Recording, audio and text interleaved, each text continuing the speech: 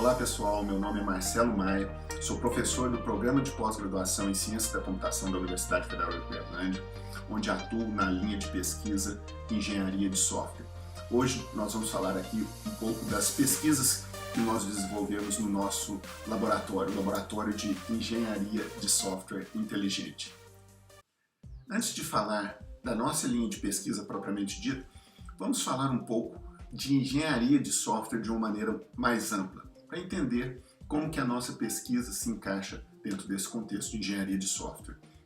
Aqui do lado vocês estão vendo o que? A figura de um livro, Engenharia de Software, um livro clássico na área de engenharia de software, autor Roger Pressman. E esse livro, ele data, essa versão aqui, da década de 80. Então nós estamos falando de um livro de cerca de 40 anos.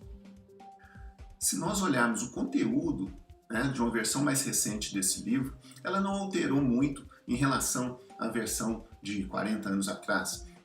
Mas é interessante que dos anos 2000 para cá, um fenômeno interessante vem ocorrendo no desenvolvimento de software de uma maneira geral. Uma das coisas que nós podemos observar é que a internet mudou sensivelmente a maneira como as pessoas desenvolvem software. O desenvolvimento de software distribuído passa a ser bastante importante. E interessante que agora com esses aspectos de trabalho em home office, trabalho online, isso vai se tornar ainda cada vez mais importante, cada vez mais estudado. Que práticas são essas? Ou seja, o desenvolvimento de software passa a ser uma tarefa essencialmente social. Ninguém desenvolve software sozinho, software é desenvolvido em equipe. Então, sistemas foram construídos para dar suporte a esse desenvolvimento em equipe. Que tipo de sistemas são estes? Sistemas sociais de desenvolvimento de software. O primeiro deles é onde você vai guardar o software. Um exemplo importante que nós temos é o GitHub, que armazena as versões do software e os desenvolvedores vão criando versões e a cada modificação do software isso vai ficando registrado. Guarda essa palavra, registrado. Outra questão importante no desenvolvimento social do software são os próprios serviços de pergunta e resposta. Desenvolvimento de software é uma tarefa muito intensiva em conhecimento. Sempre foi. Você precisa de acesso ao conhecimento, acesso a informações técnicas para resolver seus problemas ali e construir seu software. Então, sites, por exemplo, como o Stack Overflow, têm desempenhado um papel extremamente importante no desenvolvimento de software, fornecendo informações técnicas de uma maneira extremamente ágil para o desenvolvimento de software. Outras ferramentas de desenvolvimento social que têm sido bastante empregadas ultimamente são ferramentas de integração contínua de software. Hoje, quem nunca ouviu falar em DevOps, por exemplo, onde o desenvolvimento e a operação do software nesse ciclo contínuo, ele exerce um papel extremamente importante e ágil. Todos esses sistemas têm uma característica em comum muito importante. E qual é ela? Lembrem que eu falei para vocês gravarem uma palavra-chave importante. Os dados ficam registrados nesses sistemas que dão apoio ao desenvolvimento social de software. Os dados ficam registrados, estão todos lá, muitos deles públicos. Então, isso trouxe uma oportunidade muito grande, a oportunidade de analisar esses dados. Isso virou, inclusive, uma linha de pesquisa, como vocês podem observar nesse livro aí, A Arte de Analisar Dados de Software. Isso é uma linha de pesquisa chamada Data Analytics, que foi adaptada para a engenharia de software, e aí nós temos a linha chamada Software Analytics, que é uma linha que nós exploramos no contexto de nossas pesquisas. Então, considerando que Software Analytics é essa prática de entender os dados, analisar os dados usando métodos quantitativos, métodos estatísticos, ou até mesmo métodos qualitativos para entender melhor relações de causa e efeito que têm acontecido nos dados, para melhorar a prática do desenvolvimento de software.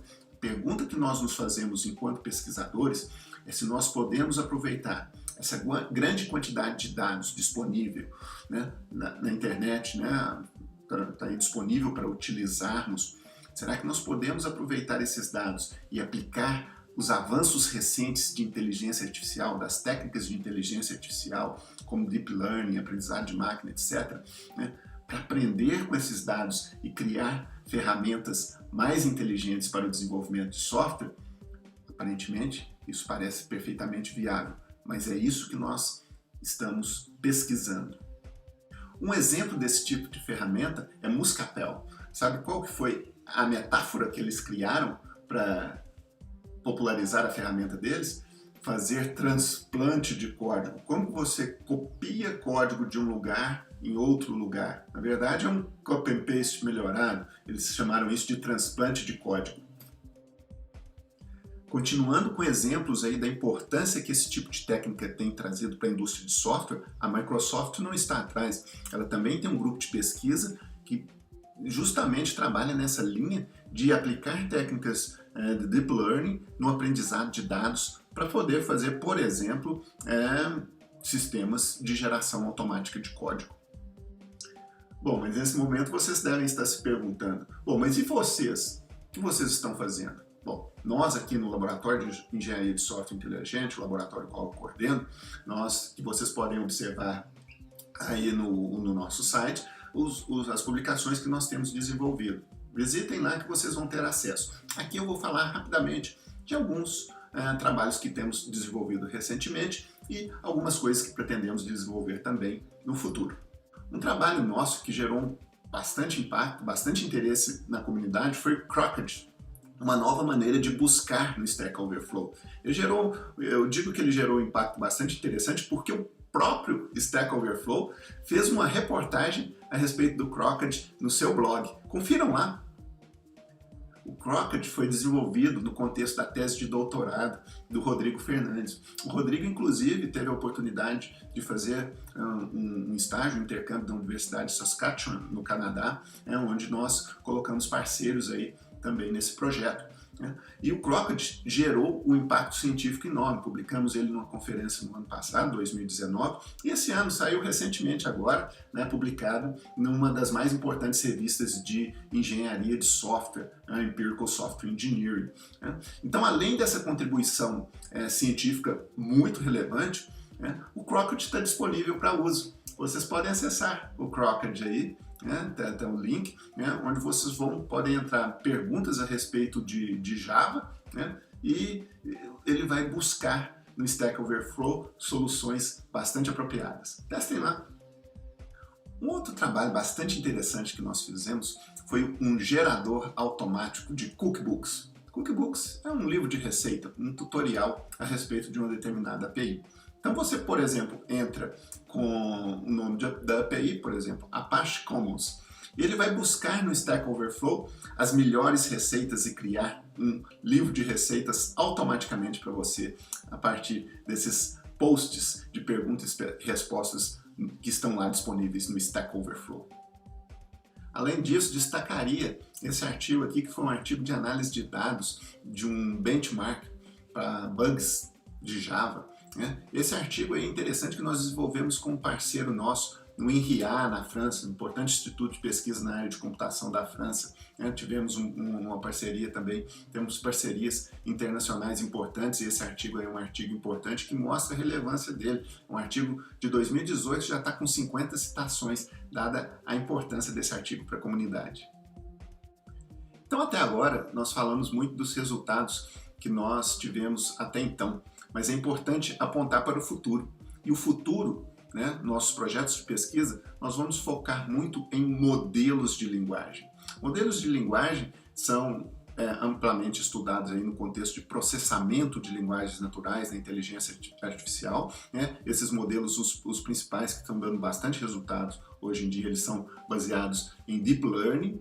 Podemos citar aí o BERT, podemos citar o GPT-3, recentemente lançado, um hype enorme em cima do GPT-3, gerando textos automaticamente de maneira bastante convincente, né? E vamos estudar como esses modelos de linguagem podem ser aplicados em diversas atividades de engenharia de software. Eles podem ajudar a reparar automaticamente software, podem ajudar a autocompletar, né, tarefas de programação que nós estamos fazendo. Enfim, existe uma enorme gama de atividades em engenharia de software que podem se beneficiar desse tipo de modelos de linguagem. E essa é uma linha de pesquisa bastante promissora e qual nós estamos investindo. Venha fazer parte dela também. Então, pessoal, é isso. Eu espero que vocês tenham gostado. Apresentamos um pouquinho da nossa pesquisa recente e dos planos que temos para o futuro. Se você quiser saber um pouco mais disso, entre em contato conosco. Vai ser um prazer enorme conversar a respeito dos nossos projetos de pesquisa. Venha fazer parte do nosso time.